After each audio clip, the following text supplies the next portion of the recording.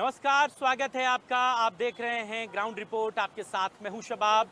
दिन भर क्या घटा प्रदेश में खास, हम आपको बताएंगे अगले आधे घंटे में। बुलेटिन की शुरुआत करेंगे और सबसे पहले पाकिस्तान से खबर आपको बताएंगे, जहां पर बड़ी खबर इस वक्त आ रही है पाकिस्तान से। पाकिस्तान के वजीरिस्तान में बड़ा धमाका हुआ है और इस धमाके में 10 लोगों की मौत हो गई है।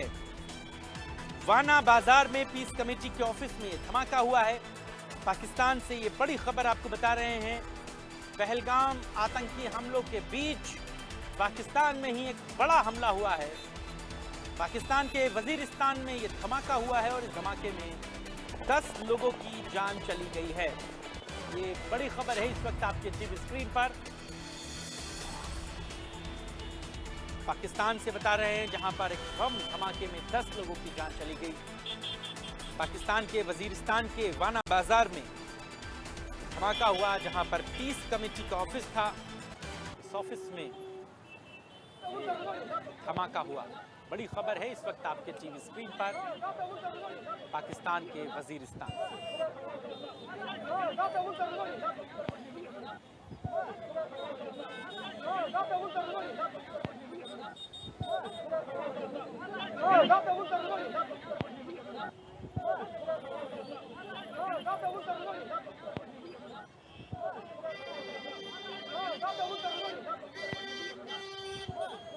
बड़ी खबर है इस वक्त आपके टीवी स्क्रीन पर, पाकिस्तान के वजीरिस्तान से, जहां पर ये बड़ा आतंकी हमला हुआ, धमाका हुआ, बम धमाका, और इस बम धमाके में 10 लोगों की जान चली गई।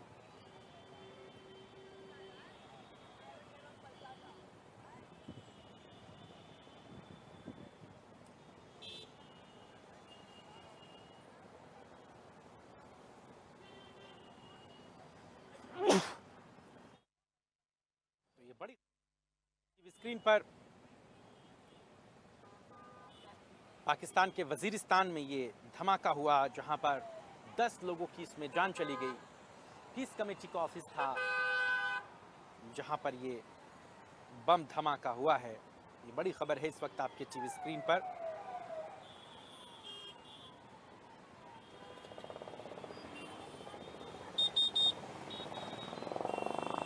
बड़ी खबर इस वक्त आपको बता रहे हैं आपके टीवी स्क्रीन पर।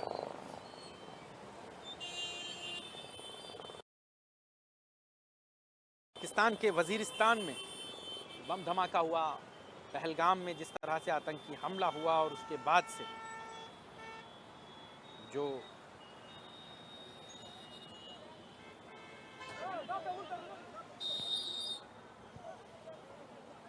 स्थितियां बनी हैं, खबर बड़ी इस वक्त आपके टीवी स्क्रीन पर, पाकिस्तान के वजीरिस्तान से, जहां पर बड़े धमाके में 10 लोगों की जान चली गई।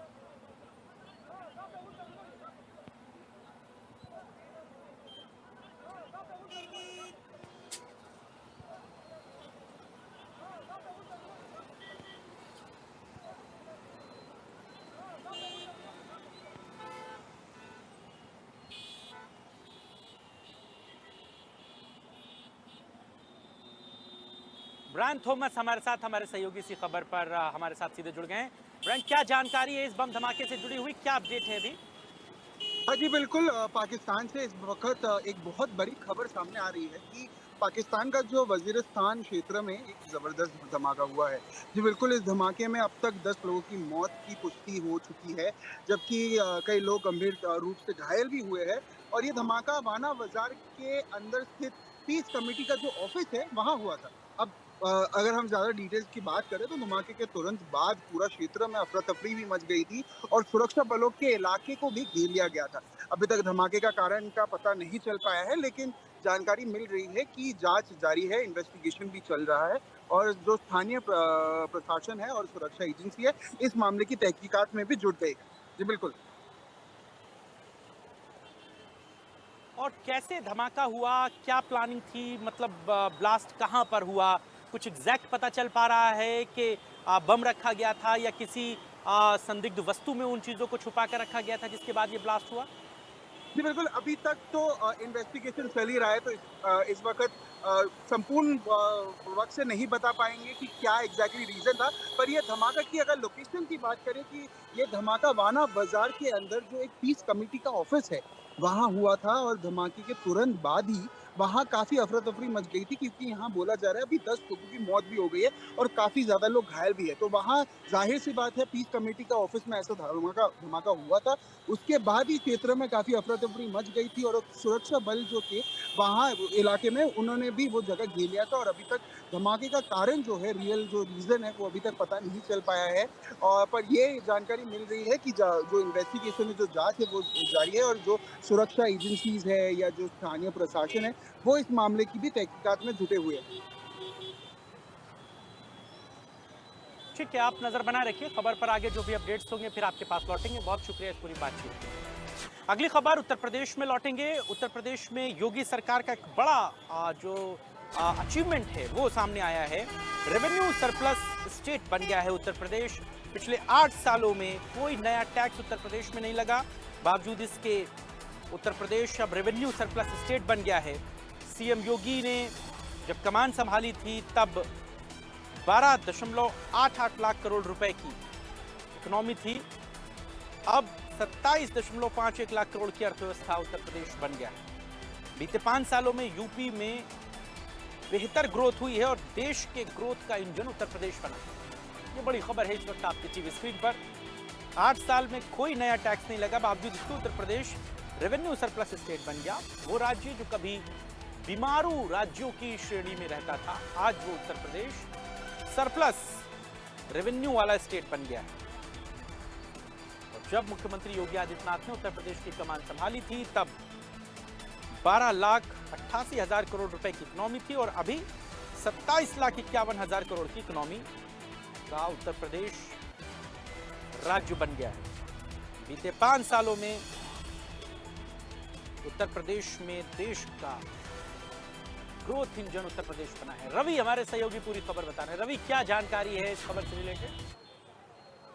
देखिए, मुख्यमंत्री योगी आदित्यनाथ की अगुवाई में सरकार को काम करते करीब 8 साल से ज्यादा हो चुके हैं और निश्चित तौर पर तमाम सारी उपलब्धियां हैं इस सरकार को हासिल हुई है। और योगी सरकार में यूपी अब जो रेवेन्यू के मामले में सरप्लस स्टेट बना है और करीब 8 सालों में इसकी बात करें अगर तो कोई भी नया टैक्स है वो नहीं लागू हुआ है। और मुख्यमंत्री योगी आदित्यनाथ को करीब 12.80 लाख करोड़ की इकोनॉमी है, अब वो उनके कार्यकाल में हासिल हुई है। और मुख्यमंत्री योगी जो 27.51 लाख करोड़ की अर्थव्यवस्था है उनकी जरिए बनाई गई, यानी कि सरकार ने अपनी ये उपलब्धि हासिल की है। और बीते 5 सालों में उत्तर प्रदेश जो है देश का जो ग्रोथ इंजन के रूप में साबित हुआ, यानी कहीं ना कहीं इकोनॉमी के रूप में उत्तर प्रदेश से वो काफी बेहतर काम करता नजर आया। और कहीं ना कहीं उत्तर प्रदेश मुख्यमंत्री योगी आदित्यनाथ की जो कोशिश है, जो मेहनत है, वो रंग लाती नजर आ रही है। और शायद यही वजह है कि जो योगी राज में यूपी जो बना है वो रेवेन्यू सरप्लस स्टेट के रूप में माना गया है। और 8 सालों में जो कोई भी नया टैक्स है वो नहीं लगाया गया है। और मुख्यमंत्री योगी आदित्यनाथ तो अगर हम बात करें तो करीब 12.88 लाख करोड़ की इकोनॉमी है वो उनके जरिए मिली है, तो यानी कि बड़ी उपलब्धि जरूर है। और रवि, उत्तर प्रदेश में कोई नया टैक्स नहीं लगा, ये एक बेहतर मुख्यमंत्री का विजन था कि आज देश के ग्रोथ इंजन में उत्तर प्रदेश सबसे अग्रणी भूमिका निभा रहा है। बिल्कुल, निश्चित तौर पर उत्तर प्रदेश विकास के राह पे जिस तरीके से लगातार चल रहा है, चाहे वो शुरुआती दौर की बात करें, पानी व्यवस्था बड़ा मुद्दा था, उसको लेकर बेहतर काम किया है। शिक्षा व्यवस्था को लेकर बेहतर काम किया है और रोजगार के क्षेत्र में काम किया है, सुरक्षा के नाम पे काम किया है, सड़कों को बेहतर करने के लिए काम किया है, हर क्षेत्र में काम किया है। और कहीं ना कहीं जिस तरीके से अगर हम बात करें तो रेवेन्यू सरप्लस स्टेट के रूप में जिस तरह उपलब्धि हासिल हुई है और 8 सालों में कोई टैक्स नहीं लगा है, तो यानी कि जनता में सुधार भी नहीं पड़ा है। और इससे कहीं ना कहीं उत्तर प्रदेश की जनता ने जो भरोसा किया था वो पूरा होता नजर आ रहा है। उत्तर प्रदेश शायद यही वजह है जो देश में अलग ही अपना मुकाम बना चुका है। मुख्यमंत्री योगी आदित्यनाथ की कड़ी मेहनत का ही नतीजा है जो आज उत्तर प्रदेश अलग अलग क्षेत्रों में कहीं ना कहीं अपना नाम है आगे बढ़ाता हुआ नजर आ रहा है। ठीक है रवि, बहुत शुक्रिया इस पूरी बातचीत के लिए। अगली खबर अलीगढ़ से आपको बताएंगे। पहलगाम में हुए आतंकी हमले के बाद अलीगढ़ में आज विरोध प्रदर्शन के तौर पर सभी प्राइवेट स्कूल बंद रहे। एक लंबे अरसे के बाद अलीगढ़ में आज कर्फ्यू जैसा माहौल दिखा। ये बड़ी खबर इस वक्त आपकी टीवी स्क्रीन पर है। सभी प्राइवेट स्कूलों को आज बंद किया गया था। आतंकवादियों के खिलाफ कड़ी कार्रवाई हो, इस मांग को लेकर आज सभी प्राइवेट स्कूल वालों ने अपने स्कूलों को बंद रखा। ये अपने आप में बड़ी बात है और सबने एक सुर में यही बात कही कि जो आतंकवादी हैं उनके खिलाफ सख्त कार्रवाई सरकार करे। ये बड़ी खबर इस वक्त आपके टीवी स्क्रीन पर। प्रमोद हमारे सहयोगी अलीगढ़ से पूरी खबर बताने हैं। प्रमोद, किस तरीके से सारे स्कूलों ने एकजुट होकर ये जो पहलगाम में हमला हुआ उसके खिलाफ अपना सांकेतिक विरोध दर्ज कराया? देखिए, जिस तरीके से पिछले दिनों जम्मू कश्मीर के पहलगांव में आतंकवादी हमला होता है, धर्म पूछकर लोगों की हत्याएं होती है, 26 से ज्यादा लोगों, बेगुनाह लोगों की हत्या कर दी जाती है। ऐसे में देखिए, जो गम और गुस्से की तस्वीरें वो देश भर से लगातार सामने आ रही थी। लोग अलग अलग अंदाज में तमाम जगह अलग अलग तस्वीरें प्रदर्शन की सामने आई थी। अब ऐसे में देखिए, अलीगढ़ में आज बड़ा विरोध प्रदर्शन इस घटना को लेकर हुआ है। अलीगढ़ में देखिए तकरीबन 100 प्राइवेट स्कूल है, जो कॉन्वेंट स्कूल है, उन स्कूलों को आज पूर्ण तरीके से बंद रखा गया है। यानी नर्सरी से लेके कक्षा 8 तक के 100 से ज्यादा जिले भर के जो स्कूल हैं उन्हें बंद रखा गया है। और ऐसे में स्कूल संचालकों का साफ तौर पर कहना है कि इस मामले को सरकार गंभीरता से लेकर मुंह तोड़ जवाब दे, यानी आतंकवादियों को ईंट का जवाब पत्थर से दिया जाए। जिस तरीके से देखिए पिछले लंबे समय से विरोध प्रदर्शन चल रहा था, वो अलीगढ़ की जो तस्वीर थी, स्कूल तो बंद रखे ही गए। देखिए, मैंने पहली बार पत्रकारिता के इतिहास में अलीगढ़ में देखा कि पहली बार अलीगढ़ पूर्ण तरीके से बंद रहा है। और अलीगढ़ के वो इलाके बंद रहे हैं जब कभी भी कोई देश में घटना हो बंद नहीं रहते थे। जैसे देखिए, मुस्लिम बाहुल इलाका ऊपरकोट है, ऊपरकोट पूर्ण तरीके से आज बंद था। मार्केट बंद थे, होटल बंद थे, रेस्टोरेंट बंद थे। और इसके अलावा जो अमीनिशा मार्केट है, जो मुस्लिम इलाका बोला जाता है, उन लोगों ने भी अपना दुख प्रखंड मार्केट बंद करके किया है। तो कहा जा सकता है कि पहली बार सभी समुदाय के लोग एकजुट होकर पूर्ण तरीके से अलीगढ़ शहर को बंद रखा गया। और देखिए, अलीगढ़ में सुबह से अब तक कर्फ्यू जैसे हालात देखने को मिल रहे हैं। तो ऐसे में कहा जा सकता है कि सफल बंद जो है, सफल रहा है बंद, यानी सभी मार्केट। और देखिए, स्कूलों की बात करूं तो स्कूलों में केवल प्राइवेट स्कूलों में वो स्कूल नहीं, मिशनरी स्कूल पूर्ण तरीके से बंद थे।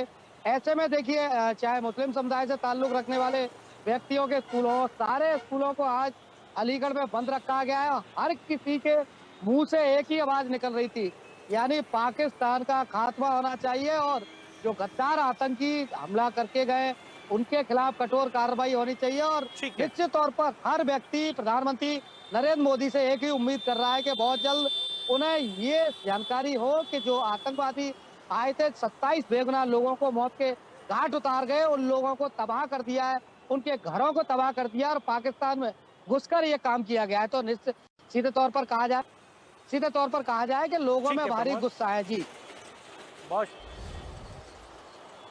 ठीक है, बहुत शुक्रिया इस पूरी बातचीत के लिए। आप नजर बनाए रखिए, आगे भी खबर पर जो अपडेट्स रहेंगे फिर लौटेंगे आपके पास। अगली खबर बहराइच से आपको बताएंगे, जहां पर जांच के दौरान अधिकारियों के एक मदरसे की जांच के बाद होश फाख्ता हो गया। अधिकारियों ने बताया कि वहां पर तंत्र मंत्र किया जा रहा था, उसकी शिक्षा दी जा रही थी।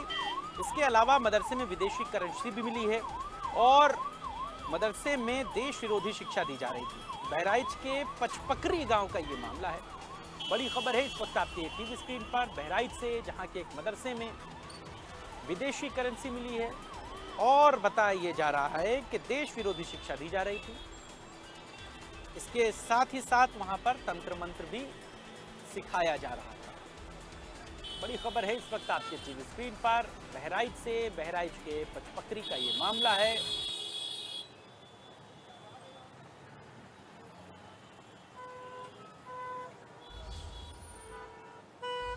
संजय हमारे साथ, हमारे सहयोगी इसी खबर पर सीधे बहराइच से जुड़ गए हैं। संजय, क्या वहां पर देश विरोधी जो हरकतें हो रही थी, जिनको अधिकारियों ने पकड़ा और अधिकारी वहां पर क्या जांच करने गए थे? देखिए, मैं आपको बताऊं कि उत्तर प्रदेश सरकार के निर्देश पर टीम बनाई गई है, जिसमें डीएमओ यानी कि जिला मदरसा अधिकारी और तहसीलदार की नेतृत्व में पूरी एक लंबी टीम बनी है, जिसमें पीएससी के भी जवान हैं और सीमा सुरक्षा बल के भी जवान हैं। ये सभी नेपाल सीमा से सटे तकरीबन दर्जनों मदरसों की जांच करने के लिए आज निकले हुए थे। हालांकि 7 मदरसों की जांच उन्होंने की है, जिसमें 4 मदरसों को उन्होंने सील कर दिया है। इन चारों मदरसों के पास कोई वैध दस्तावेज नहीं पाए गए। सबसे बड़ी बात यह है कि एक मदरसा जो पचपकड़ी में स्थित है, वहां पर जब हम पहुंचे तो वहां पर अजीबोगरीब स्थिति देखने को मिली। मदरसा बाहर से बिल्कुल टूटा फूटा हुआ था, लेकिन जब अंदर पहुंचे तो काफी आलीशान मदरसा था। और उसके एक कमरे में जब पहुंचे तो वहां पर दीपक जल रहा था, वहां पर चारों तरफ इत्र छिड़का हुआ था। और जब मदरसा संचालक से बात करने का प्रयास किया तो उन्होंने साफ तौर पर कहा कि यहाँ पर हम लोग जो है दुआ ताबीर भी करते हैं, यानी कि जिस हाथ में जो तालीम हासिल करने वाले जो छात्र हैं उनके हाथ में जब कलम होना चाहिए, उनकी कॉपी होनी चाहिए, लेकिन उसकी जगह पे उनको तंत्र मंत्र सिखाया जा रहा है। यानी साफ तौर पर कहा जा सकता है कि नेपाल सीमा से सटे हुए जो मदरसे हैं उसमें कहीं न कहीं भारत विरोधी जो गतिविधियां हैं वो उसमें पाई जा रही है। यही वजह है कि जैसे ही ये भनक मिली कि टीम वहां पर जांच करने जा रही है, तत्काल मदरसों को उन्होंने बाहर से बंद कर दिया और अंदर से मदरसे के जो भी छात्र थे उनको वहां से उन्होंने लापता कर दिया। सबसे बड़ी बात यह है कि लगातार इंडिया न्यूज की टीम जहां जहां छापामारी हुई वहां पर उन्होंने खुद अपनी आंखों से देखा और लगातार हर पल को उन्होंने कवरेज किया। यानी कि साफ तौर पे कहा जा सकता है कि जिस तरीके से उत्तर प्रदेश सरकार की ये मंशा थी कि किसी तरीके से जो मदरसे हैं वो पारदर्शी हों, वो मान्यता प्राप्त हो, लेकिन जो नेपाल जो मदरसे देखे गए कहीं न कहीं उनके अंदर जो गतिविधियां हैं ठीक वो है। सही नहीं है। कहीं न कहीं गतिविधियां जो है वो काफी संदिग्ध है। यही वजह है कि लगातार जो अधिकारी हैं वो छापेमारी कर रहे हैं और लगातार बड़ी कार्रवाई कर रहे हैं और ये कार्रवाई अनवरत जारी रहेगी। जी ठीक है संजय, ठीक है, बहुत शुक्रिया इस पूरी बातचीत के लिए। आप नजर बना रखिए, खबर पर आगे जो अपडेट्स होंगे फिर आपके पास लौटेंगे। अगली खबर नोएडा से आपको बताएंगे। नौकरी दिलाने के नाम पर लोगों से ठगी करने वाले एक गैंग का पुलिस ने खुलासा किया। ये बड़ी खबर है नोएडा से आपकी टीवी स्क्रीन पर। लोगों को ये ठगी करते थे नौकरी दिलाने के नाम पर। पुलिस ने इस मामले में एक आरोपी को गिरफ्तार किया है। आरोपी के पास से 7 फर्जी नियुक्ति पत्र बरामद हुए हैं, रेलवे की फर्जी मोहर बरामद हुई है। आरोपी के पास से प्रेस का भी एक फर्जी कार्ड बरामद हुआ है। नौकरी दिलाने के नाम पर ये ठगी करते थे। नोएडा के सेक्टर 63 थाना क्षेत्र का ये मामला है। तो ये बड़ी खबर है इस वक्त आपके टीवी स्क्रीन पर नोएडा से, जहां पर नौकरी दिलाने के नाम पर लोगों से ठगी करने का ये मामला सामने आया है। ये लोग भोले भाले बेरोजगार लोगों को नौकरी दिलाने का झांसा देते थे, फिर उससे मोटी रकम ऐंठते थे। तो बड़ी खबर इस वक्त आपको बता रहे हैं। भोले भाले बेरोजगार युवकों को नौकरी के सुनहरे सपने दिखाए, उसके बाद उनसे मोटी रकम वसूली और इस तरीके की ठगी ये लोग करते थे। जिस युवक को पकड़ा गया है वो फर्जी पत्रकार भी है। तो ऐसे पत्रकार जो आपको नौकरी दिलाने का झांसा दें, आपसे ये कहें कि हमारी मजबूत सेटिंग है, परेशान ना हो, पैसा लगेगा, नौकरी मिल जाएगी, तो ऐसे लोगों से आप सावधान रहिए। ठगी कर रहे थे। प्रेस कार्ड बरामद हुआ है, 7 फर्जी नियुक्ति पत्र बरामद हुए हैं। और अगली खबर कुशीनगर से आपको बताएंगे, जहां पर एक पति ने अपनी पत्नी की निर्मम हत्या कर दी। इस हत्या के बाद से पूरे इलाके में सनसनी फैल गई। अब हत्या करके पत्नी के शव को पति ने घर में ही छिपाया। मृतका के पिता ने दामाद पर हत्या का आरोप लगाया है। फिलहाल पुलिस पूरे मामले की जांच कर रही है। कुशीनगर के रामकोला थाना क्षेत्र के देहुलिया मनिया छपरा की घटना। तो ये बड़ी खबर है इस वक्त आपके टीवी स्क्रीन पर कुशीनगर से, जहां पर युवक ने अपनी पत्नी की हत्या कर दी। हत्या करने के बाद शव को अपने ही घर में छिपा लिया। महिला के परिवार वालों की शिकायत के बाद पुलिस ने मामला दर्ज किया है। पुलिस पूरे मामले की जांच पड़ताल कर रही है और मृतका के पिता ने दामाद पर ही हत्या की आरोप लगाए। मनीष हमारे सहयोगी पूरी खबर बता रहे हैं कुशीनगर से। मनीष, क्या जानकारी है? जी, मैं आपको बता दूं, ये पूरा मामला रामकोला थाना क्षेत्र के देहुलिया मनिया छापर की है, जहां पर एक पति ने अपनी विवाहिता पत्नी को हत्या करके घर में छुपा दिया था। जहां पड़ोसियों के द्वारा शक होने पर उसकी सूचना पुलिस को दी गई, जिसके बाद पुलिस मौके पर पहुंची। पुलिस ने शव को कब्जे में लेकर पोस्टमार्टम के लिए भेज दिया है और जांच में जुट गई है। इस पूरे मामले में मृतका के पिता ने आरोप लगाया है कि उसके लड़की को ससुराल वाले प्रताड़ित करते हैं और उन्हीं लोगों द्वारा इसकी हत्या करके शव को छुपाया गया था। इस तहरीर मिलने के बाद रामकोला पुलिस सभी बिंदुओं पे जांच करने में लगी हुई है। जी, क्या जानकारी मिल पा रही है? पुलिस क्या बता रही है? क्यों हत्या की और हत्या करके शव को कहां छुपाया था? कितने दिन पहले ये हत्या हुई थी? क्या बता रही है पुलिस? जी, अभी पुलिस प्रारंभिक जांच में जुटी हुई है, चूँकि मृतका के पिता द्वारा ये तहरीर प्राप्त हुई है कि उसके लड़की की हत्या करके ससुराल वालों द्वारा घर में छुपाया गया था। पड़ोसियों के द्वारा इसकी सूचना पुलिस को दी गई थी, पुलिस मौके पर पहुंची है, पुलिस ने शव को कब्जे में लिया है और पिता की तहरीर के आधार पर पुलिस जाँच कर रही है और सभी बिंदुओं को ध्यान में रखते हुए उसकी जाँच जारी है और जो भी साक्ष्य मिलेंगे उसके अनुसार पुलिस कार्रवाई की बात कर रही है। जी। अभी प्रथम दृष्टया क्या पता चल पा रहा है? उसके शव को देखकर पुलिस क्या बता रही है? हत्या हुई है, फांसी के फंदे पर लटकी है, किसी से कुछ घोंप कर उसको मारा गया है, गला घोंट कर मारा गया है, कैसे उसकी हत्या हुई है? क्या प्रथम दृष्टया है? क्या ये बॉडी आज ही रिकवर हुई है? हत्या कब हुई है? कुछ तो बता रही होगी पुलिस। जी, पुलिस का कहना है कि प्रथम दृष्टया उसकी गला दबाकर हत्या करने का मामला सामने आ रहा है। पुलिस ने बॉडी को आज ही रिकवर किया है।